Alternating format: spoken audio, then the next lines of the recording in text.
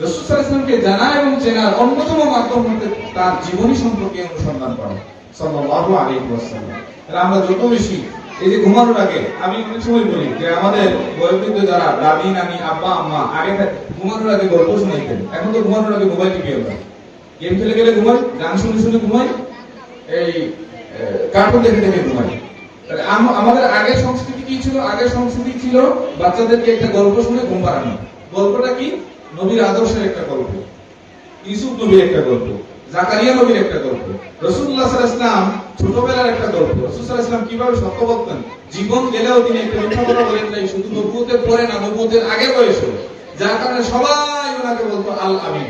এটা কি আপনারা জানেন কেন আল আমিন বলা হতো? কারণ তিনি ছোট বয়সে, আপনাদের বয়সেও মিথ্যা কথা বলতেন না। সুবহানাল্লাহ বলবেন না?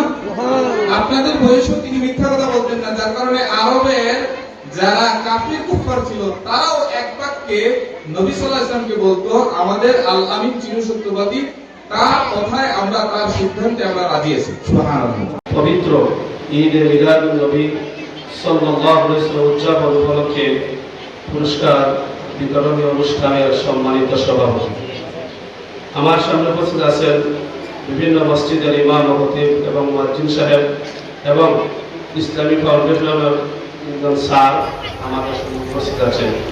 রাসূলুল্লাহর মহব্বত যাদের অন্তরে নাই, বরং তারাই এই মিলাদুল মাস আসলে তারা বেজার হয়, ঠিক কিনা?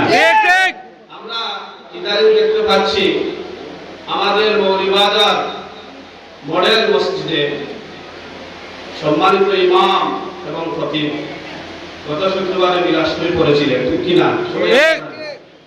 একদল মুনাফিক, দুশমনে রাসূল, মুস্তাকে রাসূল, যিনি বক্তব্য দিয়েছেন ইয়া নবী সালামু আলাইকা, ইয়া রাসূল সালামু আলাইকা বললে বলে ওনার কলিজায় আঘাত লাগে। নাউযুবিল্লাহ। এমন কথা আমি অন্ততপক্ষে কোনোদিন শুনি নাই, প্রথম শুনলাম ওনার মুখ থেকে। ইয়া নবী সালামু আলাইকা, ইয়া রাসূল সালামু আলাইকা বললে ওনার কলিজায় আঘাত লাগে।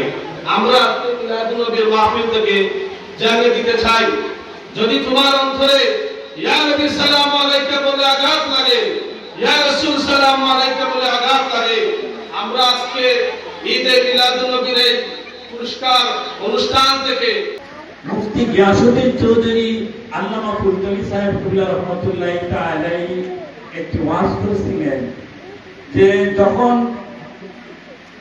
12ই রবিউল আউয়াল আসে, রবিউল আউয়াল মাস আসে, আমরা মিলাদের আলোচনা করি আর একগুলো কলিজায় ব্যথা পায়। দুশমনদের নবীর কলিজায় ব্যথা আঘাত দেওয়ার উপায় হচ্ছে রবিউল আউয়াল মাসে নবীর ঈদে মিলাদুন নবী সাল্লাল্লাহু আলাইহি ওয়াসাল্লাম পালন করা। দেশবাসী যারা মাসে আয়োজিত ঈদে মিলাদুন নবী উদযাপন উপলক্ষে আমরা নির্বিঘ্ন আয়োজন ও আলোচনা সভা, একটাই আমাদের উদ্দেশ্য যে এই বাচ্চাদের নবীর সম্মান, নবীর আলোচনা, নবী সম্বন্ধে জানার পূজা, নবীর জন্ম বৃত্তান্ত জানার পূজা, উদ্দেশ্যে কুইজ, খাম, নামাজ, গজল, কুরআন আমরা আয়োজন করতে পারছি। আমার থেকে আরো বিজ্ঞ অনেকেই আছেন, যেখানে এখানে শুধু আলেমরাই। শুধু শুকরিয়া জানাই আল্লাহর দরবারে যে আলহামদুলিল্লাহ আমরা আখেরে জীবনে নবীর উম্মত হতে পেরেছি, এজন্যই আমরা শুকরিয়া জানাই। আর এই অন্ধকার জগৎকে আলোকিত করে আমাদের নবী হযরত মুহাম্মদ মুস্তাফা সাল্লাল্লাহু আলাইহি ওয়াসাল্লাম এর দিক নির্দেশনা অনুযায়ী আমরা আগামী দিনগুলি যাতে সুন্দর। এখানে বলা হয়েছে কিছু বলার জন্য, আমি এখানে বলার তেমন কিছু নাই। আমাদের পূর্ববর্তী বক্তারা যা বলে গেছেন তাই আমার কাছে যথেষ্ট মনে হচ্ছে। তাছাড়া আমার এই বক্তব্য দেওয়ার তেমন কোনো অভ্যাসও নাই। তবে আমি এটাই বলতে চাই, অন্ধকারের মধ্যে আলোকিত করেছেন আল্লাহ পাক রব্বুল আলামিন আল্লাহর হাবিবকে দিয়ে। আর আল্লাহর হাবিবের গুণগান এবং জন্ম বৃত্তান্ত এবং জন্ম তারিখ নিয়ে জীবন নিয়ে আলাপ আলোচনা করা আমাদের মধ্যে ভালো লাগলো। যারা এই আয়োজনটা করছেন, আমার বিশ্বাস আমাদের মুসলমানদের মধ্যে সবচেয়ে ভালো কাজ।